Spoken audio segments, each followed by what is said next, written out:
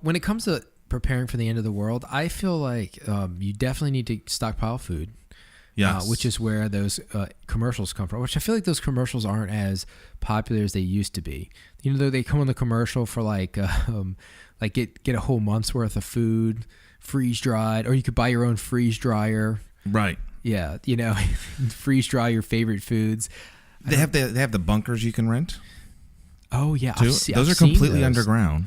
Oh, what you have to put them underground. Like what do you mean by the bunkers you can rent? I've seen those little type. Did I say right? I mean, you can like purchase. It's already like right. Like I've seen bunkers. I mean, I think what I imagine as the bunker is hella like, expensive, but it's like what you see at like construction sites, like these little pods, like the sea cans, the containers. One of the things is I think you need to buy birds. Well, apparently, so since birds basically are like the oldest creatures on the planet, then I guess they survive when everything else goes down. Potentially. I have a bird, so I'm already good there. They last. That sounds so bad, but they live up to like 20 years, some of them. Oh, some of them live up to 80 years. Oh, no, I know that, but yeah, I mean, but my bird has about a 20-year lifespan, I think it is, so 25. That is a huge commitment. It is, but I love my wife, and that's a bigger commitment. Well, it is a bigger commitment. Well, maybe not. Not if you buy an 80-year-old bird. You're literally buying a bird that you're going to have to pass on to to someone else. Somebody's going to have to take care of the bird. And the bird attaches to that owner and doesn't like anybody else. That would suck. Yeah. So I have a list of stuff. So number one, I'm buying a bird. I need to know when the monster's coming. The creatures are coming, right? I'll just come to your house when the end of the world hits. You can. Stock up on food. Canned food. Can't go wrong. Give me some Chef Boyardee. Well, now they have that Born on Dating on there, and I mean, the days of eating Chef Boyardee that's like 15 years old. Still do it. When you have to do it, you have to do it. But Rhett and Link do it on Good Mythical Morning, so I mean, they eat stuff that's like 50 years old, and they're still living. So I think it'll be fine. I will have to stock up on guns and ammo because of the lookers. Yeah. Well, I feel like once the world ends that quick, you should be able to just go through people's house, especially around here, and just collect lots of guns. Of course, I wouldn't know how to use it. Look, I'm not going to lie. Like in this movie, like my wife, like if this scenario happened in real life, my wife would be the one that survives. Like I would be the guy. Oh, yeah. She would. I would be the guy that would die almost instantaneously. One thing you can do to prep. Now, prepping means gathering before this happens. Right. So one, if you want to save some money, you can just go and steal it afterwards. But you need a Tesla. I still think the Tesla's going to work. You might be able to override some of the safety features. It does have a lot of glass, though. Doesn't seem like that big of a deal. It looks like newspaper and some paint can do the job. I'm going to get the blackout curtains, that don't allow any light in. And I'm gonna stock up on that so I can make a lot of blindfolds. I would just also stock up on a lot of tinfoil. It's cheap and does the trick. Do you wear that on your head? Yes. We should have worn tinfoil on our head as we were talking about ways to prep for the end of the world. But how do you use tinfoil to be a blindfold? Well, you could black out windows and stuff with the tinfoil. Yeah, that's what I was saying. I meant to buy those curtains to make blindfolds just to make sure when you go out you're good to go. But maybe I should save those. I almost feel like I would want to be able to see see the shadows through. I mean, if you can see some without being infected, I would definitely want to have some kind of visual. Yeah, dude, this would be crazy. I was trying to think of like what I have around my house besides like kitchenware and stuff like that. That if I saw this, I had to go like end it all, right?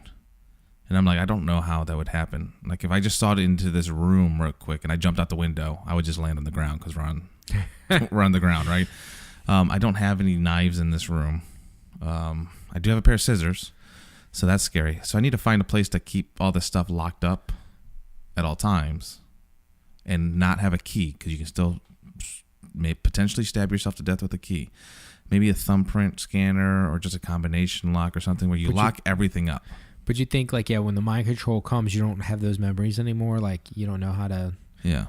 You don't know how to use your thumbprint. But then again, the scientist from Jurassic Park tipped over his chair and killed himself on the, the fireplace. Yeah, I see what you're saying. So I'm I surprised guess you can use anything. I feel like he was probably like a psychologist or a scientist in this movie. We don't know his background story, but he either worked for SUV or was. He's so typecasted. He's kind of like he's similar in that role. I don't know what he was in this. He's always the same.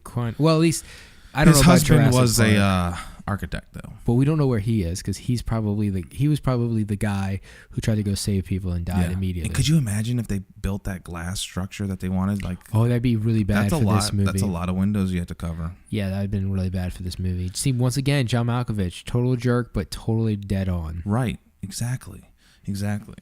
I got nothing else on Bird Box. I enjoyed it. It wasn't the best movie I've ever seen, but it was definitely addicting. Like, it kept my attention to the whole thing. But I enjoyed it. Yeah, I mean, I think that I did rate it a thumbs up on Netflix. Okay.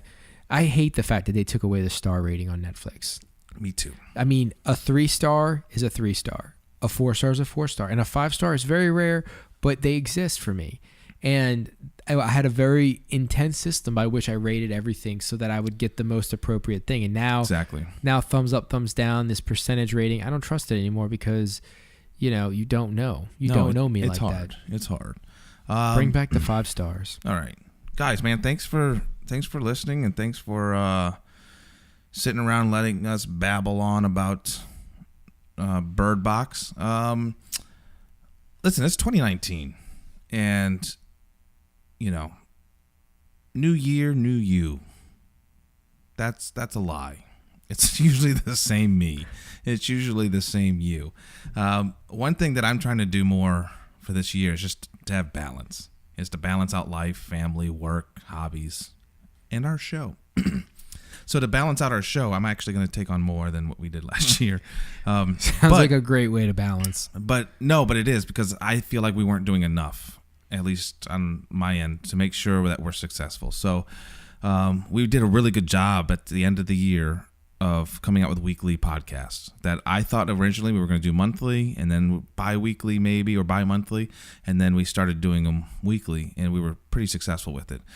We decided to not do the recording of 2 weeks in advance so we can talk about relevant stuff. Look, we're talking about Bird Box. It just came out a week ago, and the only reason why we didn't talk about it sooner was because we were on vacation. We were on holiday.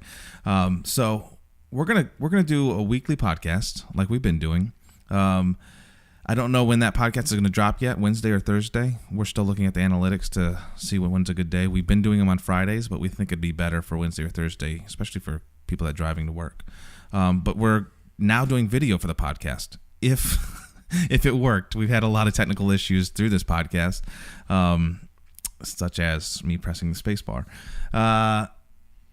These videos, we're going to do some short videos, and usually about 3 per podcast. So we're going to put those out on like a Tuesday, Wednesday, Thursday type deal, and then we'll put out a full podcast on a Friday. And that'll all come out the week after the podcast drops. Podcast will drop on, like I said, the Wednesday or Thursday. So look for the videos if you want to see the videos, because a lot of times we'll bring up stuff on the screen, or we'll be showing something or talking about something that you might not be able to fully grasp the concept just by listening. I'm also starting a weekly video. Hopefully a weekly video. Might turn into a bi-weekly, or I keep saying bi-weekly, bi-monthly video, every other week video called hashtag Broevangelization. And it's just about evangelizing to the guys and kind of a show prep, how we do things on That Guy Show, and talking about the stuff we're going to talk about. And that'll be posted hopefully weekly. So a lot of new things for 2019. Hopefully we'll have a video once a week daily video. Is it an actual hashtag? It is now. Hashtag bromanceization, you said? Bromanceization? Broevangelization. Oh, it's like evangelization and bro. Oh, but put together as broevangelization. There's no bromance in the word. I just made that up. No bromance in the word. But I did hashtag broevangelization, and there was nothing there on our last post. So nice. Broevangelism, brovange. I don't know what I'm exactly going to call it, because broevangelization is a pretty long word. I feel like you made up that word, so... Didn't you make that word up? I don't remember getting it from someplace. Okay. I'm not saying I made it up. I just remember I don't remember seeing it someplace else. Gotcha. But I could have, subconscious. Thanks for joining us, and we can't wait to chat next time. So, find us on social media at That Guy Show on Instagram. We're at Wise Fools Media on Facebook. Visit wisefoolsmedia.com for blogs and more. I have a couple blogs on there. No one else does. It's coming soon. But we will have more. I promise we will have more. If you want to comment, ask a question, call us. Email us. You can email us at thatguyshow@wisefoolsmedia. Thatguyshow@wisefoolsmedia.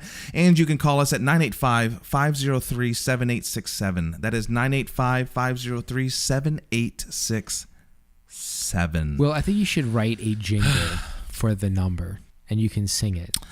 985-503-7867. I like that. There you go. Done. 985-503-7867. Boom. Done. Just take that clip and then that's it. That'll be make it in a soundboard and then you can just play that randomly. Well, I'm William. And I am Matt. And this is That Guy Show. That it is. Get some birds. Thanks for listening. Get the birds. Peace. I know I'll be running.